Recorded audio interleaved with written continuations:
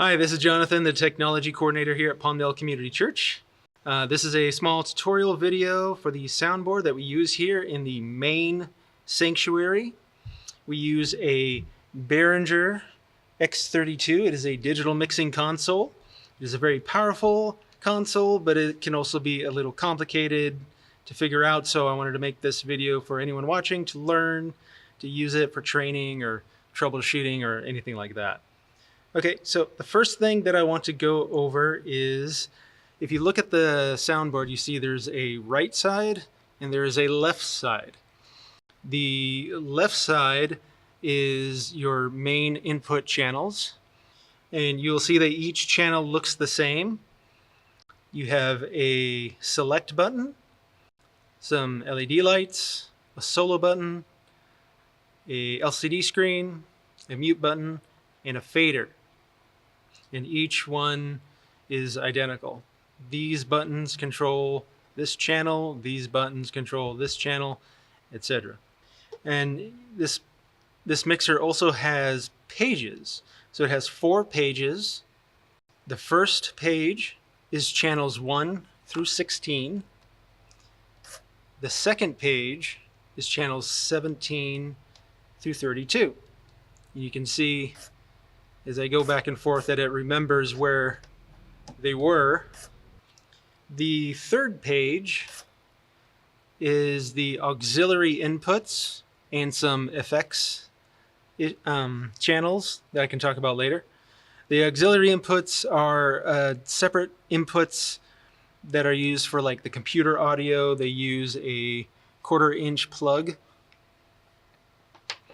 And then the fourth page is a copy of something that's over here on the right.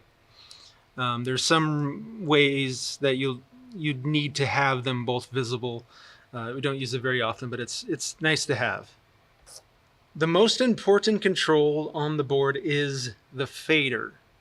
They control the volume level of each of the channels that go into the main fader, which is this one on the far right. Now the fader changes the volume of each individual channel, but the main fader changes the volume of the entire mix.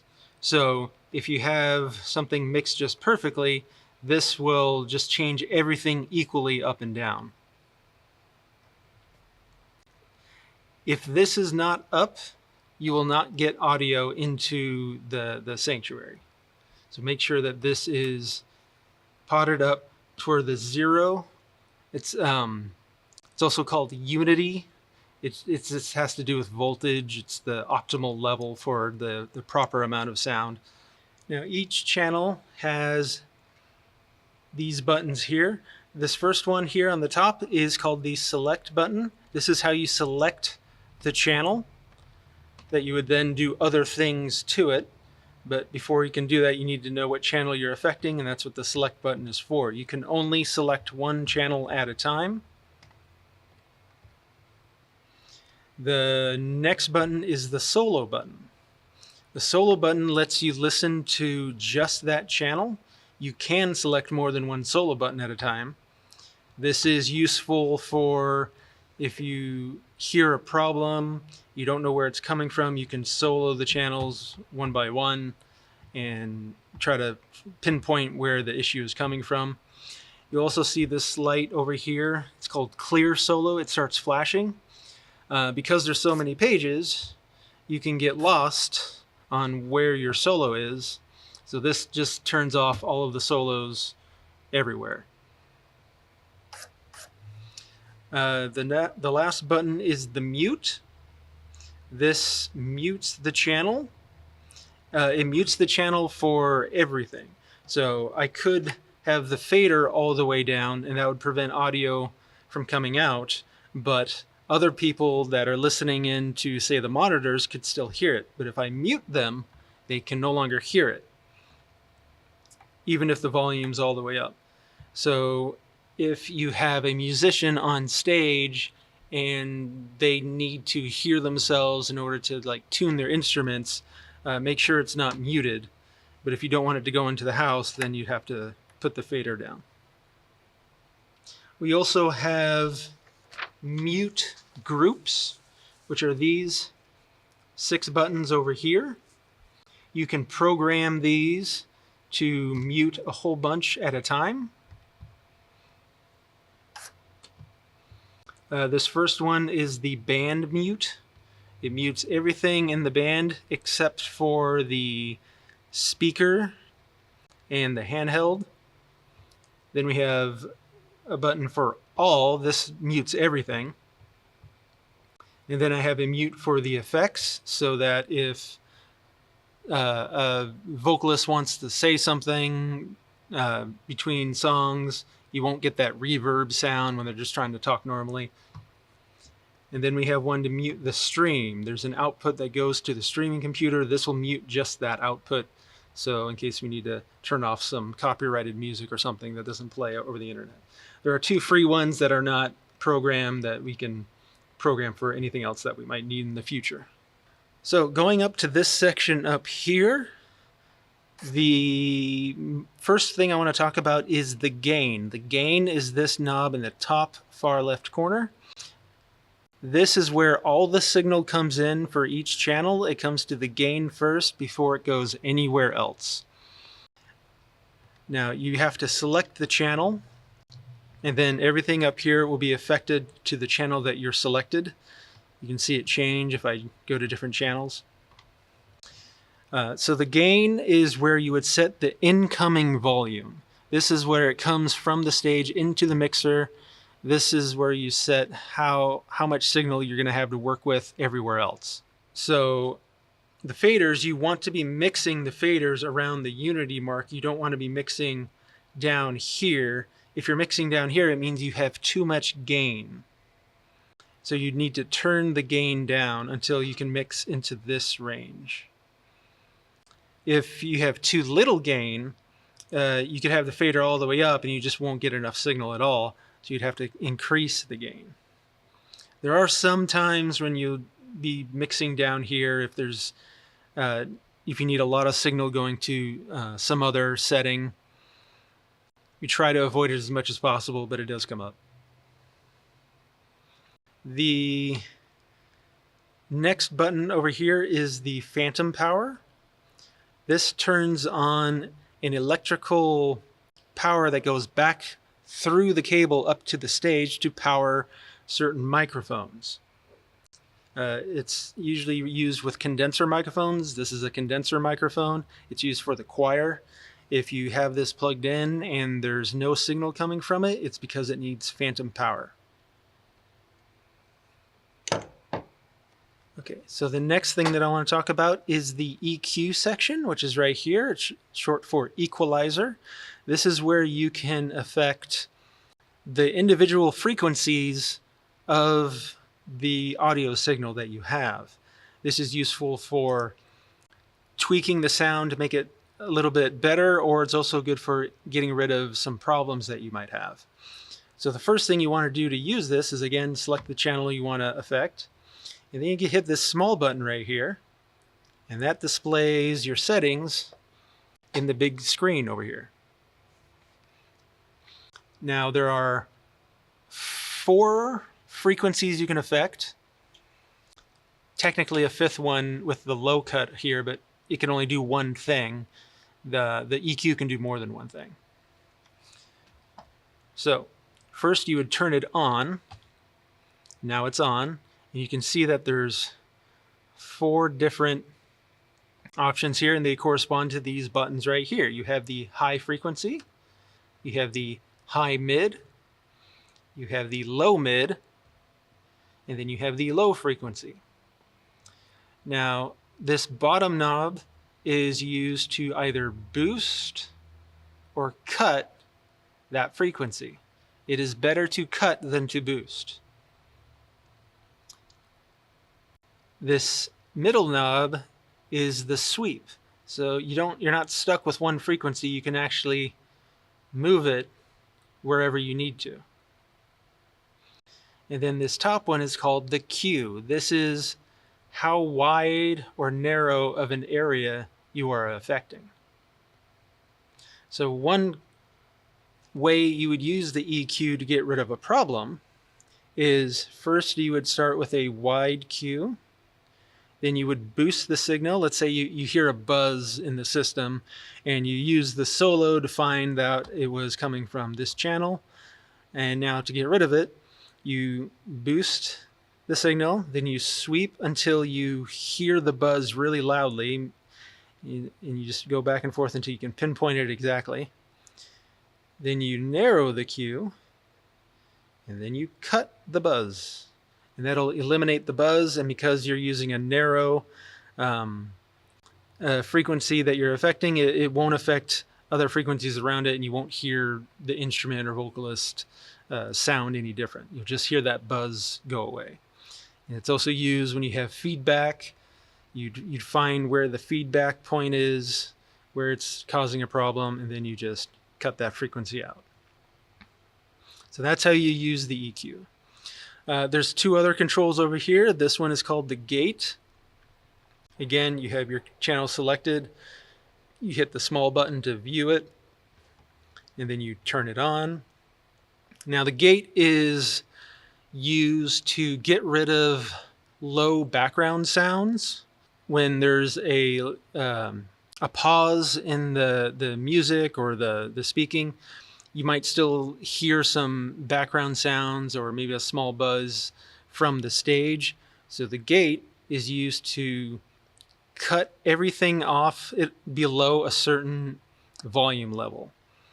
That's called the gate being closed, and you can set which volume level you want that to be with this dial. You can also use some of the dials under here. This first one does the same thing as this. So if there's a low volume coming through, I could set the gate and it'll prevent that from coming through. But then when a person comes up to the mic and starts speaking, it'll be loud enough to open the gate and allow the volume through. Now the problem with the gate, however, is sometimes you can hear it open and close and it kind of makes a pop. So we don't use it very often, but it does have its uses. The one next to it, it says dynamics, but it's commonly called the compressor. Again, let's go to that page.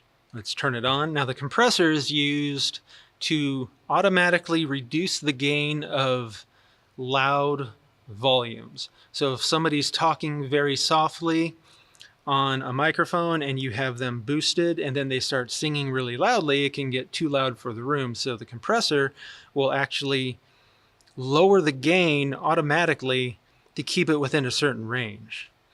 So again, you have a dial here, but it's the same as this threshold dial. So what this does, this tells us the system at what volume does it want to start reducing the gain.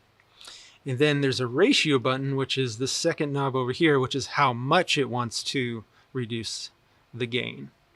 With speaking and singing, a 3.0 or a 4.0 tend to be just fine. The default settings on some of these other settings work just fine for our purposes here at PCC. Okay, the next thing I want to talk about is this big long line of LCDs right here. This is called the scribble strip. This is an LCD that displays the channel. You can also change the color of it.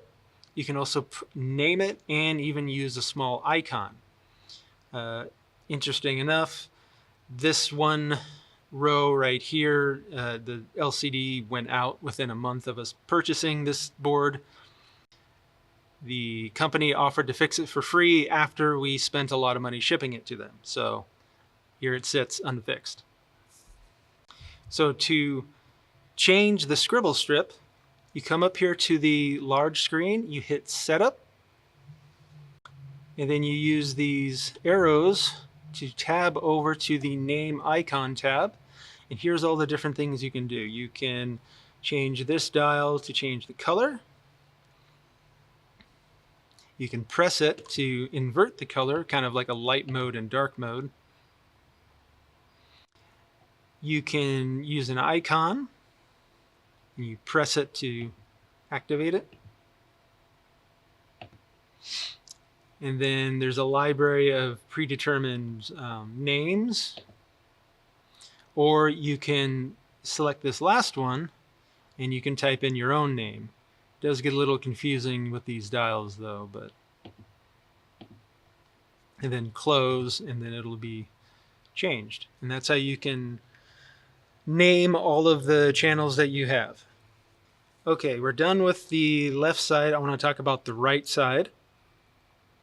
Just like the left side, it has a row of identical channels. It only has 8 instead of 16, but it still has 4 pages. The first page is called the DCAs. Now the DCAs are basically a remote control. These are used to group channels into one fader for easy use. So for instance, I have all the drums over here. Let's say I have the perfect mix. I have these just how I want them, but the volume is overall too loud. Instead of grabbing every single dial and moving it down in unison, I can program the DCA, and then I can just use this one dial.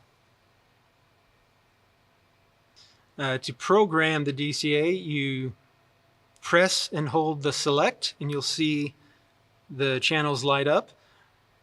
In this instance, you can select more than one channel, and you just select the ones you want to program to that DCA and unselect the ones you don't. This also has a feature called a DCA spill. If you tap the select of the DCA once, it'll display just the channels that are associated with that group. Now this can be very handy if you have, let's say, instruments on several pages and you don't want to be going back and forth. You can actually program the ones you're using into a DCA and then activate the DCA spill, and there's every channel that you're actually using. That way you don't have to go find them. You just, if you're not using all 32 channels of the board, which we never do, you can have all of them right here in this one row. So that makes it very handy to find everything and just organize it. Okay, so the second page on the right side is called the bus sends. Actually, the second and third page are bus sends. Now, the bus send is similar to a DCA where you can group channels into one fader, but the difference with the bus sends is that they have a separate output on the mixer. So you can group a whole bunch of channels into one bus send and then send all those channels to a specific location. We use these here for the monitors. The monitor is what the musician on stage uses to hear themselves, to hear each other's, to tune their instruments. We have 6 monitors. 4 of them are physical plugs on the stage that a speaker attaches to. 2 of them go into a small headset, one for the drums, one for the bass player. 7 and 8, and then 9 and 10 are free. 11 and 12 are being used for something else, and then the rest are effects, which I'll show you those later. So to give a monitor, to program the monitor for a musician, this board does have an app that they can do it themselves, but not all of them use it, so you'll probably have to do it yourself. So to program a monitor, there are 2 ways. The first way is these 4 dials right up here. You can see these buttons. This is 1 through 4, 5 through 8, 9 through 12, 13 through 16. So this button determines what these 4 are going to. I want to affect monitor 1, so I select 1 through 4. This is now monitor 1, 2, 3, and 4. 1, 2, 3, and 4. So I would select a channel, and if I turn this up here, it is sending this signal to monitor 1. Whoever's on stage with that speaker, they could hear this signal getting louder. If I want to send this to monitor 2, I would turn dial number 2. If I wanted to send it to monitor number 6, I would have to select this second one. This is now 5 and 6, so I could turn this channel up in monitor 6. Now you can only do one channel at a time when you do this, so it can be it can take a long time to do this. So there's an easier way. The second way to do this is with this button right here. It's called Sends on Fader. It puts the sends onto the fader. So if I press this button, you see this changed. This is now what is going into monitor 1. Whatever I bring up here is all being sent to monitor 1. I can do more than one channel at a time. All of these channels are going into monitor 1. If I select monitor 2, all of these are now going to monitor 2. So this is a much easier way of giving monitors to whoever needs it. I can just select 6, and that's who's going to 6. Now when you're done, you got to remember to uncheck the sends on fader. So now you're going back to your main mix. Okay, the third page has some of the leftover bus sends that we're not using, but it also has the effects. Now the effects are the reverb or a chorus or a delay, things of that nature. So if you want to send a reverb into a channel, you would select the fader, select sends on fader, and again you can turn up whoever wants reverb. There are 4 different effects you can have. If you want to see what these effects are, you can hit the effects tab, and now you have effects 1, 2, 3, and 4, and there's also 4 more of them. There's 4 that you can use in this method, and then the other 4 you have to apply to specific channels. It's done a little bit differently.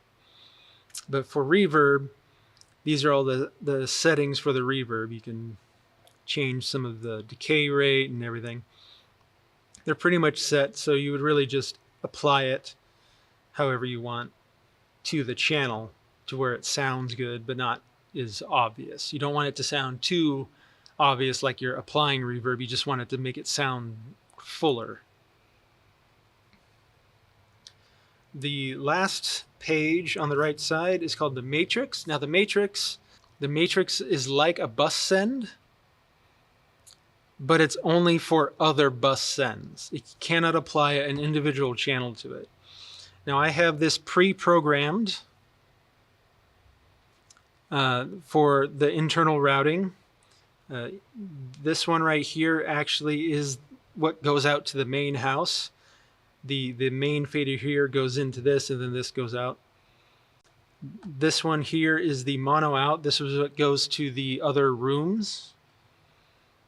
And then this yellow one is the stream. I have it set for -10 just so we don't overwhelm the stream. But if you ever need to affect the volume for the stream, that is this yellow matrix send. Another thing I want to talk about is the assign section. That is this whole section right here. This is a custom section.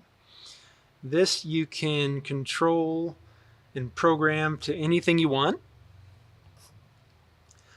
And there's also 3 pages to this. There's A, B, and C. And you can program each dial, each button, to whatever you want. So the A page I have programmed for, this is the main pastor's audio. You can see it's just duplicating this. This top button will mute it, and the bottom button will just go to the home page of that channel so you can see all the effects. The second one is the handheld mic. That's this one that the speaker uses to give announcements. And again, there's a mute for it, and you can go to the home page. The next one is for the media player, which is over here. That actually goes into one of our auxiliary inputs. It also has a mute. And then the last one is the computer audio. This is what comes from the slide computer. If we play a movie or Spotify or something, it would come in through here. So you don't have to use all of these channels to do some basic things. You could just use this section over here.